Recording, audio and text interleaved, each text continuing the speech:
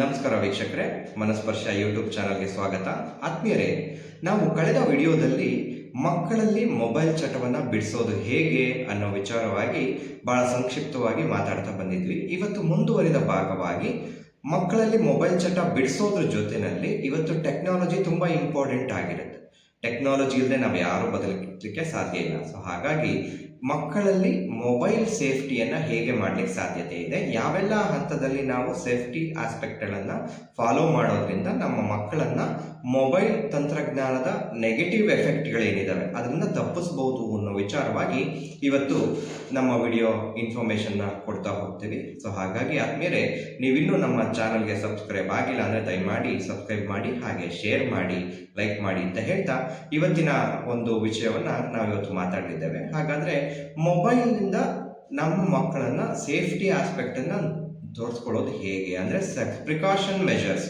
Mobile ಕೊಡ್ಬೋದು, ಕೊಟ್ಟಾಗ್ಯೂ ಕೂಡ ನಾವು ಹೇಗೆ ಮಾನಿಟರ್ ಮಾಡ್ಬೋದು, ಯಾವೆಲ್ಲ ಸೇಫ್ಟಿ ಆಸ್ಪೆಕ್ಟ್ಗಳಲ್ಲಿ ನಾವು ಮಕ್ಕಳನ್ನು ಮಾನಿಟರ್ ಮಾಡ್ಬೋದು ಅನ್ನೋ ವಿಚಾರವಾಗಿ ಇವತ್ತಿನ ವಿಡಿಯೋದಲ್ಲಿ ನಾನು ಮಾತಾಡ್ತಾ ಹೋಗ್ತೇವೆ. ಹಾಗಾಗಿ ಮೊದಲನೇದಾಗಿ ಬಹಳಷ್ಟು ಮುಖ್ಯವಾಗಿ ಕೆಲವೊಂದು ಇನ್ಫಾರ್ಮೇಷನ್ಸ್ಗಳು ಲೀಕ್ ಆಗೋ ಸಾಧ್ಯತೆಗಳಿರುತ್ತೆ. ಬಹುಶಃ ಮಕ್ಕಳು ಗೊತ್ತಿರೋದಿಲ್ಲ, ಚಿಕ್ಕ ಮಕ್ಕಳು ಮೊಬೈಲ್ ಯೂಸ್ ಮಾಡ್ತಿರ್ತಾರೆ. ಅಂಥ ಸಂದರ್ಭಗಳಲ್ಲಿ ಅವರು ತಮ್ಮ ಪರ್ಸನಲ್ ಇನ್ಫಾರ್ಮೇಷನ್, ಮನೆ ಅಡ್ರೆಸ್ ಇರ್ಬೋದು, ಕಾಂಟ್ಯಾಕ್ಟ್ ನಂಬರ್ ಇರ್ಬೋದು, ಅಥವಾ ಸ್ಕೂಲ್ ಇನ್ಫಾರ್ಮೇಷನ್ ಇರ್ಬೋದು, ಈ ಥರ ಎಷ್ಟೋ ಅನ್ಪ್ರೊಟೆಕ್ಟೆಡ್ ಆ್ಯಪ್ಗಳಿರ್ತವೆ. ಆ ಆ್ಯಪ್ಗಳ ಮುಖಾಂತರ ಕೆಲವೊಂದು ಪರ್ಸನಲ್ ಇನ್ಫಾರ್ಮೇಷನ್ಸ್ನ ಗ್ಯಾದರ್ ಮಾಡೋ ಸಾಧ್ಯತೆ ಇರುತ್ತೆ. ಸೊ ಹಾಗಾಗಿ ಮಕ್ಕಳಿಗೆ ಫಸ್ಟು ಅರಿವು ಮೂಡಿಸ್ಬೇಕಾಗತ್ತೆ.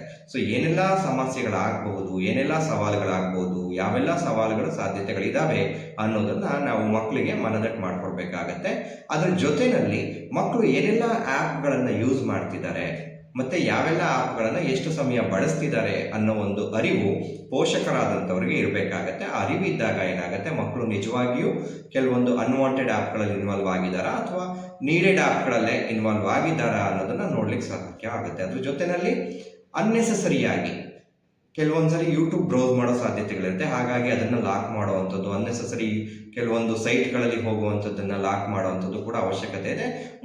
ಮುಂಬರುವ ವಿಡಿಯೋದಲ್ಲಿ ಅಂದರೆ ಈ ಒಂದು ವಿಡಿಯೋದಲ್ಲಿ ನಿಮಗೆ ಯಾವೆಲ್ಲ ಸೇಫ್ಟಿ ಆ್ಯಪ್ಗಳಿದ್ದಾವೆ, ಹೇಗೆ ಅದನ್ನು ನಾವು ಮಾಡಬೇಕು ಅನ್ನೋ ವಿಚಾರಗಳನ್ನು ಹೇಳ್ಕೊಡ್ತಾ ಹೋಗ್ತಾ ಇದ್ದೀವಿ. ಅದ್ರ ಜೊತೆಯಲ್ಲಿ ಕೆಲವೊಂದು ರಿಸ್ಟ್ರಿಕ್ಟೆಡ್ ಆ್ಯಪ್ಗಳಿರುತ್ತೆ, ಬಿಲೋ 18 ಆ್ಯಪ್ ವೆಬ್ಸೈಟ್ಗಳಿರುತ್ತೆ. ಅದ್ರ ಜೊತೆ ಕೆಲವೊಂದು ರಿಸ್ಟ್ರಿಕ್ಟೆಡ್ ಆ್ಯಪ್ಸ್ ಇರುತ್ತೆ ಏಜ್ ಆಸ್ಪೆಕ್ಟಲ್ಲಿ. ಅಂಥದ್ದನ್ನು ರಿಸ್ಟ್ರಿಕ್ಟ್ ಮಾಡುವಂಥದ್ದು ಕೂಡ ತುಂಬ ಇಂಪಾರ್ಟೆಂಟ್ ಆಗುತ್ತೆ. ಮೊದಲನೇದಾಗಿ ನಾವು ಮಾಡಬೇಕಾಗಿರೋಂಥದ್ದು ಒಂದು ಸ್ಕ್ರೀನ್ ಟೈಮ್ನ ಡಿಫೈನ್ ಮಾಡಬೇಕು ಮಕ್ಕಳಲ್ಲಿ. ಓಕೆ, ದಿನದಲ್ಲಿ ಯಾವ ಸಂದರ್ಭದಲ್ಲಿ ನಿನಗೆ ಮೊಬೈಲ್ ಸಿಗುತ್ತೆ. ಯಾಕೆಂದರೆ ನಾವು ಯಾವುದನ್ನೇ ಆಗಲಿ ಬೇಡ ಅಂತ ಹೇಳಿದಷ್ಟು ಮನುಷ್ಯನ ಕ್ಯೂರಿಯಾಸಿಟಿ ಜಾಸ್ತಿ ಆಗುತ್ತೆ. ಅದರಲ್ಲಿ ಏನಿದೆ ನೋಡಬೇಕು ಅಂತ ಅನಿಸೋದು ಸಹಜ, ಅದೆಲ್ಲ ಮನುಷ್ಯನ ಸ್ವಭಾವ ಕೂಡ. ಹಾಗಾಗಿ ನಾವು ಖಂಡಿತವಾಗಿಯೂ ಮಗುಗೆ ಬೇಡ ಅಂದಿದ್ದಕ್ಕೆ ಯೋಚನೆ ಮಾಡಿ ಅದನ್ನೇ ಮಾಡಬೇಕು ಅನ್ನೋ ಒಂದು ಹಠ ಜಾಸ್ತಿ ಆಗ್ತಾ ಹೋಗುತ್ತೆ. ಹಾಗಾಗಿ ಕಂಪ್ಲೀಟ್ ಮೊಬೈಲ್ ಬೇಡ ಅನ್ನೋದಕ್ಕಿಂತ ನಿನಗೆ ದಿನದಲ್ಲಿ ಒಂದು ಸಮಯ, ನಿನಗೆ ಇಷ್ಟಿಂದ ಇಷ್ಟು ಸಮಯ ನಿನಗೆ ಮೊಬೈಲ್ ಸಿಗುತ್ತೆ ಅಂದರೆ ಅದನ್ನು ಟೈಮ್ನ ಡಿಫೈನ್ ಮಾಡುವಂಥದ್ದು ತುಂಬ ಇಂಪಾರ್ಟೆಂಟ್ ಆಗುತ್ತೆ. ಅದ್ರ ಜೊತೆಯಲ್ಲಿ ನೀನು ಮೊಬೈಲ್ನ ಎಲ್ಲಿ ನೋಡಬೇಕು. ಬಹಳ ಮುಖ್ಯವಾಗಿ ನಾವೆಲ್ಲರೂ ಮಾಡೋ ತಪ್ಪೇನಂತಂದರೆ ಮೊಬೈಲ್ ಕೊಟ್ಟು ರೂಮಲ್ಲಿ ಕೂರಿಸ್ತೀವಿ. ದಯವಿಟ್ಟು ಹಾಗೆ ಮಾಡಬಾರ್ದು. ಯಾಕೆಂದರೆ ಅವ್ರು ಎಲ್ಲಿ ಕೂತ್ಕೊಳ್ಬೇಕು, ನಾವು ಮಕ್ಕಳು ಏನು ಮಾಡ್ತಿದ್ದಾರೆ ಅನ್ನೋದನ್ನು ಪೋಷಕರು ಗಮನಿಸ್ತಾ ಇರುವಂಥ ಸಂದರ್ಭಗಳು ಬಹಳ ಮುಖ್ಯ ಆಗುತ್ತೆ. ಇಲ್ಲ ಅಂತಂದರೆ ಅನ್ನೆಸೆಸರಿ ಸೈಟ್ಸ್ ಇರ್ಬೋದು, ಅನ್ನೆಸೆಸರಿ ವೆಬ್ಸೈಟ್ಸ್ ಇರ್ಬೋದು, ಅದಕ್ಕೆ ಹೋಗುವಂಥ ಸಾಧ್ಯತೆಗಳು ಜಾಸ್ತಿ ಇರುತ್ತೆ. ಮತ್ತು ಅದರಿಂದ ಅನೇಕ ಸಮಸ್ಯೆಗಳಾಗಿರೋದನ್ನು ನಾವೆಲ್ಲರೂ ಕೂಡ ನೋಡಿದ್ದೀವಿ. ಸೊ ಹಾಗಾಗಿ ಮಕ್ಕಳು ಹಾಲಲ್ಲಿ ಅಥವಾ ಪೇರೆಂಟ್ ನೋಡುವಂಥ ಸಂದರ್ಭಗಳು ಅಥವಾ ಪೇರೆಂಟ್ ಇದ್ದಾಗ ಹೀಗೆ ಕೊಡುವಂಥದ್ದು ತುಂಬ ಇಂಪಾರ್ಟೆಂಟ್ ಆಗುತ್ತೆ. ಅದ್ರ ಜೊತೆಯಲ್ಲಿ ಯಾವುದೇ ಒಂದು ಆ್ಯಪನ್ನು ಡೌನ್ಲೋಡ್ ಮಾಡಬೇಕಾದ್ರೆ ಪೇರೆಂಟ್ ಪರ್ಮಿಷನ್ಸ್ ತಗೊಳ್ಳೋವಂಥದ್ದು ತುಂಬ ಇಂಪಾರ್ಟೆಂಟ್ ಆಗುತ್ತೆ. ಎಷ್ಟೋ ಸಂದರ್ಭಗಳಲ್ಲಿ ಕೆಲವು ಮಕ್ಕಳು ಆ್ಯಪ್ಗಳನ್ನು ಡೌನ್ಲೋಡ್ ಮಾಡ್ತಾರೆ, ಅದರ ಅವಶ್ಯಕತೆ ಇದೆಯಾ ಇಲ್ವಾ ಯೋಚನೆ ಮಾಡೋದಿಲ್ಲ, ಇಂಪಲ್ಸಿವ್ ಆಗಿ ಡೆಸಿಷನ್ಸ್ ತೊಗೊಂಡಿರ್ತಾರೆ. ಸೊ ಹಾಗಾಗಿ ಯಾವುದೇ ಒಂದು ಆ್ಯಪನ್ನು ಡೌನ್ಲೋಡ್ ಮಾಡಬೇಕಾದ್ರೆ ನಿಮ್ಮ ಪರ್ಮಿಷನ್ನ ತಗೊಂಡು ಆ್ಯಪ್ ಡೌನ್ಲೋಡ್ ಮಾಡೋ ಥರ ಮೊದಲೇ ನಾವು ಅವ್ರಿಗೆ ಕಮ್ಯುನಿಕೇಟ್ ಮಾಡಿರಬೇಕಾಗತ್ತೆ. ಅದ್ರ ಜೊತೆಯಲ್ಲಿ ಎಮರ್ಜೆನ್ಸಿ ಸೇಫ್ಟಿ ಮೆಷರ್ಸು ಕೂಡ ಬೇಕಾಗುತ್ತೆ. ಬಿಕಾಸ್ ಮೊಬೈಲ್ ಅಂತ ಅಂದಾಗ ನಮಗೆ ಅನ್ಎಕ್ಸ್ಪೆಕ್ಟೆಡ್ ಸರ್ಟನ್ ಪ್ರಾಬ್ಲಮ್ಸ್ ಬರೋ ಸಾಧ್ಯತೆಗಳು ಜಾಸ್ತಿ ಇರುತ್ತೆ. ಸೊ ಹಾಗಾಗಿ ಎಮರ್ಜೆನ್ಸಿ ಪ್ರಿಕಾಷನ್ ಮೆಷರ್ಸ್ ಅಂತ ನೋಡಿದಾಗ ಭಾಳಷ್ಟು ಸಂದರ್ಭದಲ್ಲಿ ಕಾಲ್ ಮಾಡುವಂಥದ್ದು ಇರ್ಬೋದು, ಫೋನ್ ಯೂಸ್ ಮಾಡುವಂಥದ್ದು ಇರ್ಬೋದು, ನಮಗೆ ಗೊತ್ತಿರುವಂತಹ ವ್ಯಕ್ತಿಗಳ ಜೊತೆ ಮಾತ್ರ ಒಡನಾಟ ಇಟ್ಕೊಳ್ಳಿಕ್ಕೆ ಮಕ್ಕಳಿಗೆ ಗೈಡೆನ್ಸ್ ಕೊಡುವಂಥದ್ದು. ಯಾಕೆಂದರೆ ಅನ್ನೋನ್ ನಂಬರ್ಸಿಗೆ ಕಾಲ್ ಮಾಡ್ತಾರೆ, ಕೆಲವೊಂದು ಎಮರ್ಜೆನ್ಸೀಸ್ ಬರ್ಬೋದು ಅಥವಾ ಕೆಲವೊಂದು ತೊಂದರೆಗಳಿಗೆ ಸಿಗಾಕೊಳ್ಳುವಂಥ ಸಾಧ್ಯತೆಗಳು ಜಾಸ್ತಿ ಇರುತ್ತೆ. ಹಾಗೆ ಮೊದಲೇ ಹೇಳಿದಾಗೆ ಕೆಲವೊಂದು ಆ್ಯಪ್ಗಳಲ್ಲಿ ಪರ್ಸನಲ್ ಇನ್ಫಾರ್ಮೇಷನ್ ಅವಶ್ಯಕತೆ ಇರುತ್ತೆ, ಇಲ್ಲಾಂದರೆ ಅದು ಪರ್ಮಿಷನ್ ಓಪನ್ನೇ ಆಗೋದಿಲ್ಲ. ಅಂಥ ಸಂದರ್ಭದಲ್ಲಿ ಎಲ್ಲ ಆ್ಯಪ್ಗಳಿಗೂ ಕೂಡ ನಮ್ಮ ಪರ್ಸನಲ್ ಇನ್ಫಾರ್ಮೇಷನ್ ಅಂದರೆ ನಮ್ಮ ಹೆಸರು, ಕಾಂಟ್ಯಾಕ್ಟ್ ನಂಬರು, ಅಡ್ರೆಸ್ಸು, ನನ್ನ ಸ್ಕೂಲು, ಈ ರೀತಿ ಎಲ್ಲ ಕೆಲವೊಂದು ಇನ್ಫಾರ್ಮೇಷನ್ಸ್ ತಗೊಳ್ಳೋದ್ರಿಂದ ಮುಂದೆ ಮಿಸ್ಯೂಸ್ ಆಗೋ ಸಾಧ್ಯತೆಗಳು ಜಾಸ್ತಿ ಇರುತ್ತೆ. ಅದರ ಬಗ್ಗೆ ಕೂಡ ಮಾಹಿತಿ ಕೊಡುವಂಥದ್ದು ತುಂಬ ಇಂಪಾರ್ಟೆಂಟ್ ಆಗುತ್ತೆ. ಅದ್ರ ಜೊತೆಯಲ್ಲಿ ಬಹಳ ಮುಖ್ಯವಾಗಿ ನಾವು ಕಂಟ್ರೋಲ್ ಮಾಡೋಕ್ಕಾಗಲ್ಲ. ಹಾಗಾದರೆ ಹೆಲ್ತಿ ಹ್ಯಾಬಿಟ್ನ ಪ್ರಮೋಟ್ ಮಾಡಬೇಕು, ಹೆಲ್ತಿ ಮೊಬೈಲ್ ಯೂಸೇಜ್ ಹ್ಯಾಬಿಟ್ನ ಪ್ರಮೋಟ್ ಮಾಡಬೇಕು. ಹೇಗೆ ಹೆಲ್ತಿ ಮೊಬೈಲ್ ಹ್ಯಾಬಿಟ್ನ ಪ್ರಮೋಟ್ ಮಾಡೋದು ಅಂತ ನೋಡೋದಾದರೆ, ಬಹಳ ಮುಖ್ಯವಾಗಿ ಕೆಲವೊಂದು ಸಾರಿ ಮಕ್ಕಳು ಮೊಬೈಲನ್ನು ಕಂಟಿನ್ಯೂಸ್ ಆಗಿ ನೋಡ್ತಾ ಇರ್ತಾರೆ. ಅದು ಕಣ್ಣಿಗೆ ಸ್ಟ್ರೈನ್ ಆಗೋ ಕಾರಣದಿಂದಾಗಿ ಮಧ್ಯೆ ರಿಮೈಂಡರ್ ಕೊಡುವಂಥದ್ದು, ಬ್ರೇಕ್ಗಳನ್ನ ಕೊಡುವಂಥದ್ದು. Maybe after 10 minutes you have to take break, after 15 minutes you have to take a break. ಹೀಗೆ ಕೆಲವೊಂದು ಬ್ರೇಕ್ಗಳನ್ನ ಕೊಡುವಂಥದ್ದು ಕೂಡ ತುಂಬ ಇಂಪಾರ್ಟೆಂಟ್ ಆಗುತ್ತೆ. ಅದರ ಜೊತೆಯಲ್ಲಿ ಮಕ್ಕಳು ಎನರ್ಜಿ ತುಂಬ ಜಾಸ್ತಿ ಇರುತ್ತೆ, ಎನರ್ಜಿನ ಫ್ಲೋ ಮಾಡಲಿಕ್ಕೆ ಅವ್ರಿಗೆ ಅವಕಾಶಗಳು ಬೇಕು. ಸೊ ಹಾಗಾಗಿ ಮೊಬೈಲನ್ನು ಹೊರತುಪಡಿಸಿ ಔಟ್ಡೋರ್ ಆಕ್ಟಿವಿಟಿಗಳಲ್ಲಿ ಎಂಗೇಜ್ ಆಗುವಂಥದ್ದು, ಅವ್ರನ್ನ ಪ್ರಮೋಟ್ ಮಾಡುವಂಥದ್ದು, ಎನ್ಕರೇಜ್ಮೆಂಟ್ ಕೊಡುವಂಥದ್ದು ಕೂಡ ತುಂಬ ಇಂಪಾರ್ಟೆಂಟ್ ಆಗುತ್ತೆ. ಅದ್ರ ಜೊತೆಯಲ್ಲಿ ಬಹಳ ಮುಖ್ಯವಾಗಿ ಎಷ್ಟೋ ಜನ ಮಕ್ಕಳು ರಾತ್ರಿ ನಿದ್ರೆ ಬರಲ್ಲ ಅನ್ನೋ ಸಮಸ್ಯೆಯನ್ನು ಎದುರಿಸ್ತಾ ಇರ್ತಾರೆ. ಕಾರಣ ಮೊಬೈಲ್ ಹೆಚ್ಚಿನ ಸಮಯ ಅವ್ರು ಮಲಗೋ ಸಂದರ್ಭದಲ್ಲಿ ನೋಡ್ತಾರೆ. ಹಾಗಾಗಿ ಬಿಫೋರ್ 30 minutes ಅವ್ರು ಮಲಗೋಕ್ಕಿಂತ 30 ನಿಮಿಷ ಮುಂಚೆ ಯಾವುದೇ ರೀತಿಯಾದಂಥ ಸ್ಕ್ರೀನ್ಗಳನ್ನು ಎಕ್ಸ್ಪೋಸ್ ಮಾಡೋದನ್ನು ನಾವು ಸ್ಟಾಪ್ ಮಾಡಬೇಕಾಗತ್ತೆ. ಅದು ಬಹಳ ಮುಖ್ಯ ಆಗುತ್ತೆ. ಅದರ ಜೊತೆಯಲ್ಲಿ ಕೆಲವೊಂದು ಡಿಜಿಟಲ್ ಡೇಂಜರಸ್ ಅಂತ ಇದ್ದೇ ಇರುತ್ತೆ, ಸವಾಲುಗಳು ಇದ್ದೇ ಇರುತ್ತೆ. ರೋಲ್ ಆಫ್ ಕಂಟೆಂಟ್ ಅಂತ ನೋಡಿದಾಗ ಇವತ್ತಿನ ದಿನಗಳಲ್ಲಿ ಅನೇಕ ರೀತಿಯಾದಂಥ ನೆಗೆಟಿವ್ ಕಂಟೆಂಟ್ಗಳಿರುವಂಥ ಸಾಧ್ಯತೆಗಳು ಜಾಸ್ತಿ ಇರುತ್ತೆ. ಭಾಳಷ್ಟು ಮುಖ್ಯವಾಗಿ ಆದ್ಮೇಲೆ ನೀವು ಗಮನಿಸಬೇಕಾಗಿರುವಂಥದ್ದು, ಮಗು 0ಯಿಂದ 8 ವರ್ಷದ ಒಳಗಡೆ, ಅಂದರೆ ಹುಟ್ಟಿದಾಗಿಂದ 8 ವರ್ಷದ ಒಳಗಡೆ ಮಕ್ಕಳಲ್ಲಿ ಅನೇಕ ರೀತಿಯಾದಂತಹ ಬ್ರೈನ್ ಡೆವಲಪ್ಮೆಂಟ್ಸ್ ಆಗ್ತಾ ಹೋಗುತ್ತೆ, ಕಾಗ್ನಿಟಿವ್ ಡೆವಲಪ್ಮೆಂಟ್ ಆಗ್ತಾ ಹೋಗುತ್ತೆ, ಎಮೋಷನಲ್ ಡೆವಲಪ್ಮೆಂಟ್ ಆಗ್ತಾ ಹೋಗುತ್ತೆ, ಆ್ಯಂಡ್ ಸೋಷಿಯಲ್ ಡೆವಲಪ್ಮೆಂಟ್ ಆಗ್ತಾ ಹೋಗುತ್ತೆ.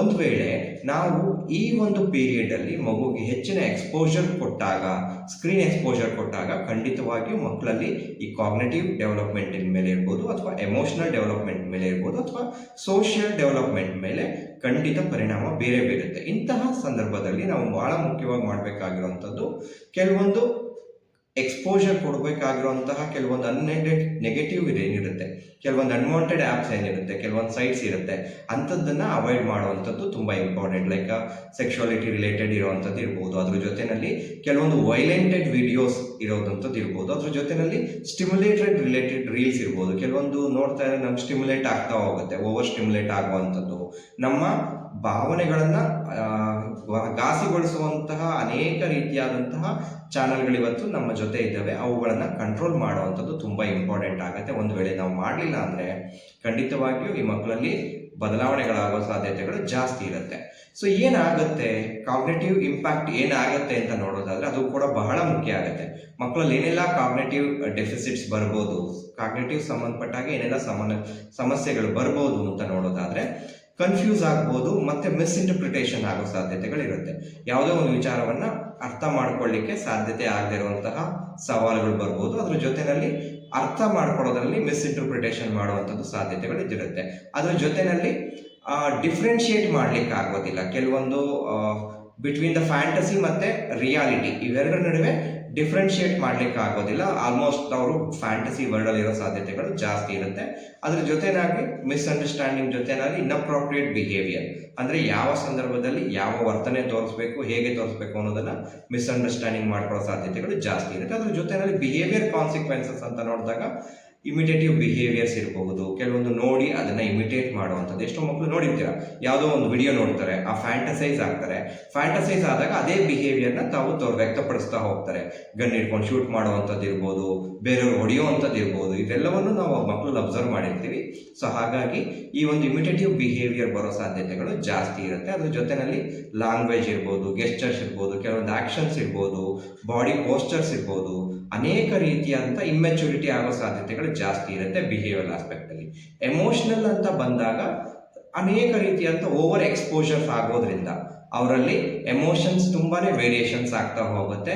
ಕೆಲವೊಂದು ತುಂಬ ಕೋಪ ಬರುವಂಥದ್ದು, ಫಿಯರ್ ಬರುವಂಥದ್ದು, ಆ್ಯಂಕ್ಷಿಯಸ್ ಆಗುವಂಥದ್ದು, ಅಂದರೆ ತುಂಬ ಭಯ, ಗಾಬರಿ, ಆತಂಕ, ಅದ್ರ ಜೊತೆಯಲ್ಲಿ ಕೋಪ, ತುಂಬ ಉದ್ವಿಗ್ನತೆ ವ್ಯಕ್ತಪಡಿಸುವಂಥದ್ದನ್ನು ಕೂಡ ನಾವು ನೋಡ್ತೀವಿ. ಮತ್ತು ಎಮೋಷ್ನಲ್ ಬ್ಯಾಲೆನ್ಸ್ ಆಗದೆ ಇರೋದನ್ನು ಕೂಡ ನಾವು ನೋಡ್ತಾ ಹೋಗ್ತೀವಿ. ಹಾಗಾದರೆ ಯಾವೆಲ್ಲ ಬೆಸ್ಟ್ ಆ್ಯಪ್ ಇದೆ ನಮ್ಮ ಮಗುವಿಗೆ ನಾವು ಮೊಬೈಲ್ ಕೊಟ್ಟಾಗಿಯೂ ಕೂಡ ನಾವು ಯಾವೆಲ್ಲ ಆ್ಯಪ್ಗಳನ್ನು ಇನ್ಸ್ಟಾಲ್ ಮಾಡೋದ್ರಿಂದ ಖಂಡಿತ ನಮ್ಮ ಮಗುವಿನಲ್ಲಿ ಸೇಫ್ಟಿ ಆಸ್ಪೆಕ್ಟಲ್ಲಿ ನಾವು ಪ್ರಿವೆಂಟ್ ಮಾಡ್ಬೋದು, ಪ್ರಿಕಾಷನ್ಸ್ ತಗೋಬೋದು ಅಂತ ನೋಡೋದಾದರೆ ಬೆಸ್ಟ್ ಸೇಫ್ಟಿ ಆ್ಯಪನ್ನು ಕೆಲವೊಂದನ್ನು ನಾನಿಲ್ಲಿ ನಿಮ್ಮ ಜೊತೆ ಡಿಸ್ಕಸ್ ಮಾಡಲಿಕ್ಕೆ ಇಷ್ಟಪಡ್ತೇನೆ. ಇನ್ನೂ ಅನೇಕ ಆ್ಯಪ್ಗಳಿದ್ದಾವೆ, ನೀವೇ ಓನಾಗಿ ಕೂಡ ರಿಸರ್ಚ್ ಮಾಡಿ ನೋಡ್ಬೋದು.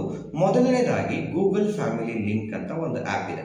ಏನಂದರೆ ಫ್ಯಾಮಿಲಿಗೆ ಸಂಬಂಧಪಟ್ಟಂಥ ಕೆಲವೊಂದು ಅನಗತ್ಯ ವೆಬ್ಸೈಟ್ಗಳನ್ನು ಪ್ರಿವೆಂಟ್ ಮಾಡುವಂಥ ಒಂದು ಆ್ಯಪ್ ಇದೆ. ಅದು ಕೂಡ ಬಹಳಷ್ಟು ನೆಗೆಟಿವಿಟಿನ ಪ್ರಿವೆಂಟ್ ಮಾಡಲಿಕ್ಕೆ ಹೆಲ್ಪ್ ಆಗುತ್ತೆ.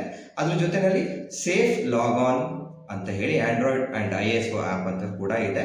ಸೇಫ್ ಲಾಗ್ ಆನ್ ಅಂದರೆ ಕೆಲವೊಂದು ವೆಬ್ಸೈಟ್ಗಳನ್ನು ಪ್ರಿವೆಂಟ್ ಮಾಡುವಂಥದ್ದು, ಅನ್ನೆಸೆಸರಿ ಚಾನಲ್ಗಳನ್ನು ಬಂದ್ ಮಾಡುವಂಥದ್ದನ್ನು ನಾವು ನೋಡ್ಬೋದಾಗತ್ತೆ ಆ್ಯಪ್ ಮುಖಾಂತರ. ಮತ್ತೊಂದು ಮೂರನೇದಾಗಿ ಬಂದಾಗ ಕ್ಯಾಸ್ಪರ್ಸ್ಕಿ ಸೇಫ್ಟಿ ಕಿಟ್ ಅಂತ ಹೇಳಿ ಸಪ್ರೇಟ್ ಒಂದು ಆ್ಯಪ್ ಇದೆ ಕ್ಯಾಸ್ಪರ್ಸ್ಕಿ ಅವ್ರದ್ದು. ಅದು ಕೂಡ ತುಂಬ ಪ್ರಿಕಾಷನ್ಸ್ ಮೆಜರ್ ತಗೊಳ್ಳೋದ್ರಲ್ಲಿ ಮತ್ತು ಕೆಲವೊಂದು ಅನ್ನೆಸೆಸರಿ ಥಿಂಗ್ಸ್ನ ಪ್ರಿವೆಂಟ್ ಮಾಡೋದ್ರಲ್ಲಿ ತುಂಬ ಹೆಲ್ಪ್ಫುಲ್ ಆಗುತ್ತೆ. ಅದ್ರ ಜೊತೆಯಲ್ಲಿ ಮತ್ತೊಂದು ನಾಲ್ಕನೇದಾಗಿ ನೋಡೋದಾದರೆ ನೆಟ್ ನ್ಯಾನಿ ಅಂತ ಹೇಳಿ ಆಂಡ್ರಾಯ್ಡ್ ವರ್ಷನ್ ಕೂಡ ಇದೆ, ISO ಇದೆ, ವಿಂಡೋಸ್ ಕೂಡ ಇದೆ.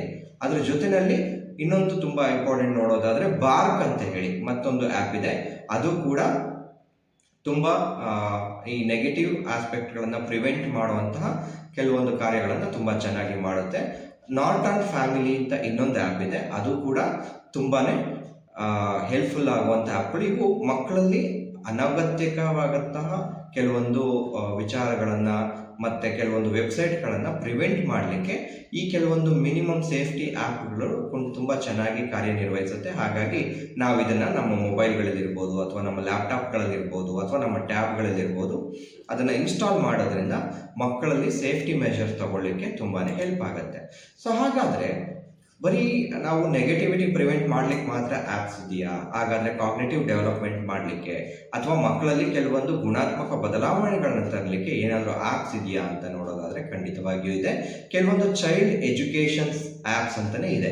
ಅಂದರೆ ಮಕ್ಕಳಲ್ಲಿ ಈ ಒಂದು ಕಾಗ್ನೇಟಿವ್ ಸ್ಕಿಲ್ಸ್ನ ಇಂಪ್ರೂವ್ ಮಾಡಲಿಕ್ಕೆ ಅಥವಾ ಕೆಲವೊಂದು ಬಿಹೇವಿಯರ್ಸ್ನ ಇಂಪ್ರೂವ್ ಮಾಡಲಿಕ್ಕೆ, ಕೆಲವೊಂದು ಲರ್ನಿಂಗ್ಸ್ನ ಇಂಪ್ರೂವ್ ಮಾಡಲಿಕ್ಕೆ. ಏಕೆಂದರೆ ಮೊಬೈಲ್ ಬೇಕು, ಮೊಬೈಲಲ್ಲಿ ಲರ್ನಿಂಗ್ ಆ್ಯಕ್ಟಿವಿಟಿಗಳನ್ನ ಹಾಕ್ಕೊಟ್ಟಾಗಲೂ ಕೂಡ ಖಂಡಿತವಾಗಿಯೂ ಮಗು ಡೆವಲಪ್ಮೆಂಟ್ ಆಗೋ ಸಾಧ್ಯತೆಗಳಿರುತ್ತೆ. ಹಾಗಾಗಿ ಪೋಷಕರು ನಿಮ್ಮ ಚಾಯ್ಸ್ಗೆ ಆಧಾರಿತವಾಗಿ ನೀವು ಈ ಒಂದು ಆ್ಯಪ್ಗಳನ್ನು ನಿಮ್ಮ ಇಷ್ಟಕ್ಕೆ ಅನುಗುಣವಾಗಿ ನೀವು ಫಸ್ಟ್ ಅದನ್ನು ಎಕ್ಸ್ಪ್ಲೋರ್ ಮಾಡಿ ನಂತರ ಬೇಕಾದರೆ ಟ್ರೈ ಮಾಡ್ಬೋದು. ಖಂಡಿತವಾಗಿಯೂ ಬದಲಾವಣೆಗಳಾಗೋ ಸಾಧ್ಯತೆ ಇರುತ್ತೆ. ಅನ್ನೆಸೆಸರಿ ಮೊಬೈಲ್ ಯೂಸ್ ಮಾಡೋದಕ್ಕಿಂತ ಕೆಲವೊಂದು ಎಜುಕೇಷನಲ್ ಆ್ಯಪ್ಗಳನ್ನು ಯೂಸ್ ಮಾಡೋದ್ರಿಂದ ಖಂಡಿತ ಮಗುವಿನಲ್ಲಿ ಕಾಗ್ನೇಟಿವ್ ಡೆವಲಪ್ಮೆಂಟ್ ಆಗುತ್ತೆ, ಎಮೋಷನಲ್ ಡೆವಲಪ್ಮೆಂಟ್ ಆಗುತ್ತೆ, as well as social development ಕೂಡ ಆಗುತ್ತೆ. ಸೊ ಹಾಗಾಗಿ ಎಜುಕೇಷನಲ್ ಆ್ಯಪ್ಸ್ ಅಂತ ನೋಡಿದಾಗ ಅದು ನಿಮ್ಮ ಅಭಿಪ್ರಾಯಕ್ಕೆ ಬಿಟ್ಟಿದ್ದು, ನೀವು ಅದನ್ನು ಒಮ್ಮೆ ಎಕ್ಸ್ಪ್ಲೋರ್ ಮಾಡಿ ನೋಡ್ಕೊಳ್ಬೋದು. ಅದನ್ನು ನೋಡಿದಾಗ PBS ಕಿಡ್ಸ್ ಗೇಮ್ ಅಂತ ಇದೆ. Up to age 3 to 8 year ಅಂದರೆ ಎಜುಕೇಷನಲ್ ಗೇಮ್ಸ್ಗಳಿದ್ದಾವೆ. ನಾವು ಅನ್ನೆಸೆಸರಿಯಾಗಿ ಪಬ್ಜಿ ಇರ್ಬೋದು, ಫ್ರೀ ಫೈರ್ ಇರ್ಬೋದು, ಇವೆಲ್ಲ ಗೇಮ್ಗಳೇನು ಮಾಡುತ್ತೆ ಮಕ್ಕಳಲ್ಲಿ ಭಾವನೆಗಳನ್ನ ರಿಯಾಕ್ಟ್ ಮಾಡೋ ಥರ ಮಾಡುತ್ತೆ. ಕೆಲವೊಂದು ಎಜುಕೇಷನಲ್ ಗೇಮ್ಸ್ ಆ್ಯಪ್ಗಳಿರೋದ್ರಿಂದ ಖಂಡಿತವಾಗಿ ಬದಲಾವಣೆಗಳನ್ನು ನೋಡ್ಬೋದು. ಅದ್ರ ಜೊತೆಯಲ್ಲಿ ಮ್ಯಾಥ್ಸ್ ಆ್ಯಂಡ್ ಲಾಜಿಕ್ ರಿಲೇಟೆಡ್ ಕೆಲವೊಂದು ಆ್ಯಪ್ಗಳಿದ್ದಾವೆ. ಮೋಸ್ಟ್ ಮ್ಯಾಥ್ ಅಂತ ಒಂದಿದೆ, age up to 3 to 7 year, basic maths ಕಾನ್ಸೆಪ್ಟ್ಗಳನ್ನ ಕಳಿಸುವಂಥದ್ದು. ಡ್ರ್ಯಾಗನ್ ಬಾಕ್ಸ್ ಅಂತ ಇನ್ನೊಂದು ಆ್ಯಪ್ ಇದೆ. ಅದು ಕೂಡ up to 4 to 8 age year ಅಂತದ್ದು.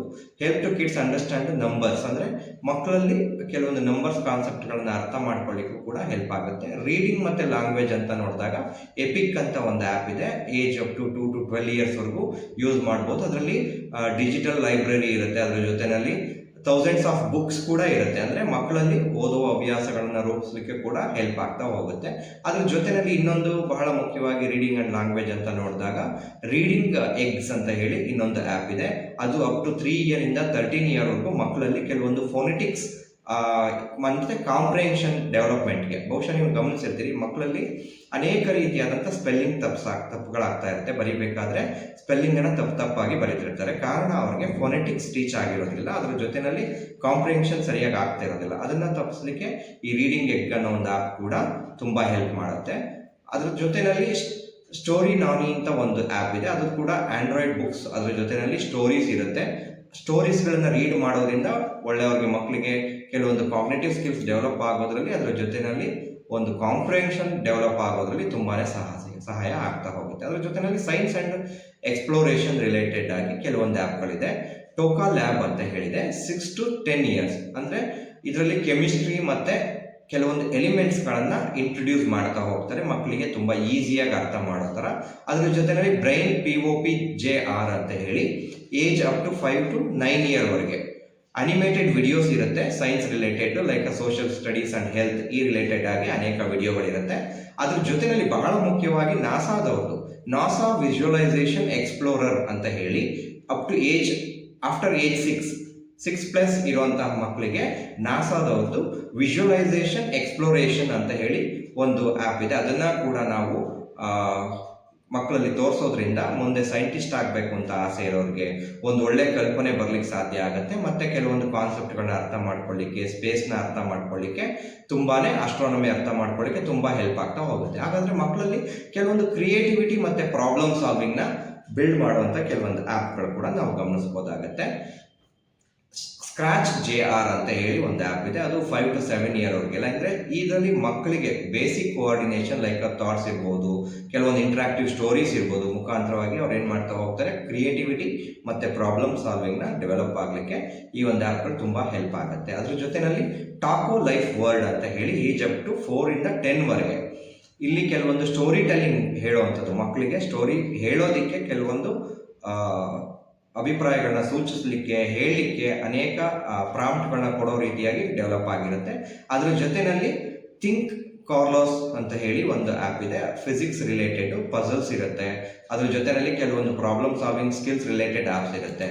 ಸೊ ಹೀಗೆ ಅನೇಕ ರೀತಿಯಾದಂಥ ಕೆಲವೊಂದು ಎಜುಕೇಷನ್ಸ್ ಆ್ಯಪ್ಗಳನ್ನು ಕೂಡ ನಾವು ಮಕ್ಕಳಿಗೆ ಎಕ್ಸ್ಪೋಸ್ ಮಾಡೋದ್ರಿಂದ ಕೆಲವೊಂದು ಕಾಗ್ನಿಟಿವ್ ಮತ್ತು behavioural as well as social and emotional ಡೆವಲಪ್ಮೆಂಟ್ಗೆ ತುಂಬ ಸಹಕಾರಿಯಾಗ್ಬೋದು. ಆದ್ಮೇಲೆ ನಾವೆಲ್ಲರೂ ನೋಡಿದ್ದೀವಿ, ಟೆಕ್ನಾಲಜಿ ಇಲ್ಲದೆ ನಾವು ಯಾರೂ ಬದುಕಲಿಕ್ಕಾಗಲ್ಲ. ಸೊ ಹಾಗಾಗಿ ಸೇಫ್ಟಿ ಆ್ಯಪ್ಗಳ ಜೊತೆಯಲ್ಲಿ ಕೆಲವೊಂದು ಎಜುಕೇಷನ್ ಆ್ಯಪ್ಗಳನ್ನ ರೀಪ್ಲೇಸ್ ಮಾಡುವಂಥದ್ದು ಬಹಳ ಮುಖ್ಯ ಆಗುತ್ತೆ. ಯಾಕೆಂದರೆ ನಾವು ಯಾರು ಖಾಲಿ ಕೂರ್ಲಿಕ್ಕೆ ಇಷ್ಟ ಇಲ್ಲ, ಆ ಮಕ್ಕಳನ್ನ ಈ ಥರ ಎಂಗೇಜ್ ಮಾಡೋದು ತುಂಬ ಇಂಪಾರ್ಟೆಂಟ್ ಆಗುತ್ತೆ. ಅದ್ರ ಜೊತೆಯಲ್ಲಿ ಬಹಳ ಮುಖ್ಯವಾಗಿ ಮೊದಲನೇದಾಗಿ ನಾವು ಮಕ್ಕಳ ಜೊತೆ ಒಂದು ಸ್ಟ್ರಾಂಗ್ ಎಮೋಷನ್ಸ್ನ ಬಿಲ್ಡ್ ಮಾಡಬೇಕಾಗತ್ತೆ. ಆ ಸ್ಟ್ರಾಂಗ್ ಎಮೋಷನ್ಸ್ ಇದ್ದಾಗ ಖಂಡಿತವಾಗಿಯೂ ನಮ್ಮ ಮಕ್ಕಳು ನಮ್ಮ ಜೊತೆ ಹೊಂದಾಣಿಕೆಯಿಂದ ಇರ್ತಾ ಹೋಗ್ತಾರೆ. ಅದ್ರ ಜೊತೆಯಲ್ಲಿ ನೀವು ಮಕ್ಕಳ ಜೊತೆಯಲ್ಲಿ ವ್ಯವಹರಿಸುವಾಗ ಅವ್ರು ಹೇಗಿದ್ದಾರೆ, ಹೇಗೆ ವ್ಯವಹರಿಸ್ತಿದ್ದಾರೆ, ಇವತ್ತಿನ ದಿನ ಹೇಗಾಯಿತು ಅಂತ ಹೇಳಿ ಚೆಕ್ ಮಾಡುವಂಥದ್ದು ಡೇ ಟು ಡೇ ಆ್ಯಕ್ಟಿವಿಟಿನಲ್ಲಿ. ಅದ್ರ ಜೊತೆಯಲ್ಲಿ ಯಾವುದೇ ಉದ್ದೇಶ ಇಲ್ಲದೆ ಮಗುವಿನ ಜೊತೆ ಎಂಗೇಜ್ ಆಗುವಂಥದ್ದು ಕೂಡ ಬಹಳ ಮುಖ್ಯ ಆಗುತ್ತೆ. ಅದ್ರ ಜೊತೆಯಲ್ಲಿ ಬಹಳ ಮುಖ್ಯವಾಗಿ ಅನ್ನೆಸೆಸರಿ ಟೈಮ್ ಸ್ಪೆಂಡ್ ಮಾಡೋದಕ್ಕಿಂತ ಅವ್ರನ್ನ ರೀಪ್ಲೇಸ್ ಮಾಡುವಂಥದ್ದು, ಕೆಲವೊಂದು ಆ್ಯಕ್ಟಿವಿಟಿಗಳಲ್ಲಿ ತೊಡಗಿಸ್ಕೊಳ್ಳುವಂಥದ್ದು, ಕೆಲವೊಂದು ಒಳ್ಳೆ ಹ್ಯಾಬಿಗಳನ್ನ ಬೆಳೆಸ್ಕೊಳ್ಳುವಂಥದ್ದು, ಅದ್ರ ಜೊತೆಯಲ್ಲಿ ಕೆಲವೊಂದು ಬೇರೆ ಬೇರೆ ಚಟುವಟಿಕೆಗಳಲ್ಲಿ ತೊಡಗಿಸ್ಕೊಳ್ಳುವಂಥದ್ದು, ಚಿಕ್ಕ ಚಿಕ್ಕ ಜವಾಬ್ದಾರಿಗಳನ್ನ ಕೊಡುವಂಥದ್ದು ಇರ್ಬೋದು, ತಪ್ಪಿದ್ದಾಗ ಅವ್ರನ್ನ ಮಾನಿಟರ್ ಮಾಡಿ ಹೇಳುವಂಥದ್ದು ಇರ್ಬೋದು, ಅದ್ರ ಜೊತೆಯಲ್ಲಿ ತುಂಬ ಕ್ಲಿಯರ್ ಆಗಿ ಓಪನ್ ಆಗಿ ಕಮ್ಯುನಿಕೇಟ್ ಮಾಡುವಂಥದ್ದು ಇರ್ಬೋದು, ಅದ್ರ ಜೊತೆ ಏನೆಲ್ಲ ಎಫೆಕ್ಟ್ಗಳಾಗತ್ತೆ ಅಂತೇಳಿ ಓಪನ್ ಆಗಿ ಡಿಸ್ಕಸ್ ಮಾಡುವಂಥದ್ದು ಇರ್ಬೋದು. ಮತ್ತು ತುಂಬ ಜೆಂಟಲ್ ಆಗಿ, ಅಂದರೆ ತುಂಬ ಕೋಪದಿಂದನೂ ಅಲ್ಲ, ತುಂಬ ಸ್ಯಾಡಿಂದನೂ ಅಲ್ಲ, ಅವ್ರಿಗೆ ಎಷ್ಟು ಅವಶ್ಯಕತೆ ಇದೆ ಅಷ್ಟು ಜೆಂಟಲ್ ಆಗಿ ಹೇಳುವಂಥದ್ದು ಕೂಡ ಬಹಳ ಮುಖ್ಯ ಆಗುತ್ತೆ. ಅದ್ರ ಜೊತೆಯಲ್ಲಿ ಬಹಳ ಮುಖ್ಯವಾಗಿ ನಿಮ್ಮ ಮಕ್ಕಳ ಜೊತೆ ಆರಾಮಾಗಿ ಆಟ ಆಡಿ ಫನ್ ಟೈಮನ್ನು ಕಳೀರಿ. ಆ ಫನ್ ಟೈಮು ಕೂಡ ಮಕ್ಕಳಲ್ಲಿ ಎಷ್ಟೋ ರೀತಿಯಾದಂಥ ಬದಲಾವಣೆಗಳಿಗೆ ಸಾಧ್ಯ ಆಗುತ್ತೆ. ನಾನು ಖಾಲಿ ಕೂತಿದ್ದಾಗ ಮಾತ್ರ ನನಗೇನೋ ಬೇಕನ್ಸುತ್ತೆ, ನಾನು ಆಕ್ಯುಪೈ ಇದ್ದಾಗ, ನಾನು ಬ್ಯುಸಿಯಾಗಿದ್ದಾಗ ಖಂಡಿತವಾಗಿಯೂ ನನ್ನ ಮನಸ್ಸಾಗಲಿ ನನ್ನ ದೇಹ ಆಗಲಿ ವಿಚಲಿತಗೊಳ್ಳೋದಿಲ್ಲ. ಸೊ ಹಾಗಾಗಿ ನಿಮ್ಮ ಮಕ್ಕಳಲ್ಲಿ ಪ್ಲೇ ಮುಖಾಂತರ ಎಂಗೇಜ್ ಮಾಡುವಂಥದ್ದು, ಪೇರೆಂಟ್ಸ್ ಮಕ್ಕಳ ಜೊತೆ ಆಟ ಆಡುವಂಥದ್ದು ಕೂಡ ಈ ಒಂದು ಮೊಬೈಲ್ ಅಡಿಕ್ಷನಿಂದ ದೂರ ತರಲಿಕ್ಕೆ ಸಾಧ್ಯತೆ ಆಗುತ್ತೆ ಆದ್ಮೇಲೆ. ಸೊ ಹೀಗೆ ಅನೇಕ ವಿಚಾರಗಳನ್ನ ನಾವು ನೋಡ್ತಾ ಬಂದಿದ್ದೇವೆ. ಖಂಡಿತವಾಗಿಯೂ ಮಕ್ಕಳಿಗೆ ಟೆಕ್ನಾಲಜಿ ಬೇಕು. ಸೊ ಹಾಗಾಗಿ ಕೆಲವೊಂದು ಸೇಫ್ಟಿ ಮೆಷರ್ಸ್ಗಳನ್ನ ತಗೊಳ್ಳೋದ್ರ ಜೊತೆಯಲ್ಲಿ ಅವಶ್ಯಕತೆ ಇರುವಂತಹ ಕೆಲವೊಂದು ಎಜುಕೇಷನಲ್ ಆ್ಯಪ್ಸ್ಗಳನ್ನ ಎಕ್ಸ್ಪ್ಲೋರ್ ಮಾಡೋದು ಕೂಡ ತುಂಬ ಅನುಕೂಲ ಆಗುತ್ತೆ. ಸೊ ಹಾಗಾಗಿ ಇವತ್ತಿನ ಈ ವಿಡಿಯೋದಲ್ಲಿ ಇಷ್ಟು ವಿಚಾರಗಳನ್ನ ನಿಮ್ಮ ಮುಂದೆ ಹಂಚ್ಕೊಂಡಿದ್ದೀನಿ. ಮುಂದಿನ ವಿಡಿಯೋದಲ್ಲಿ ಬೇರೆ ಬೇರೆ ವಿಚಾರಗಳ ಬಗ್ಗೆ ತಿಳ್ಕೊಳ್ತಾ ಹೋಗೋಣ. ಧನ್ಯವಾದಗಳು.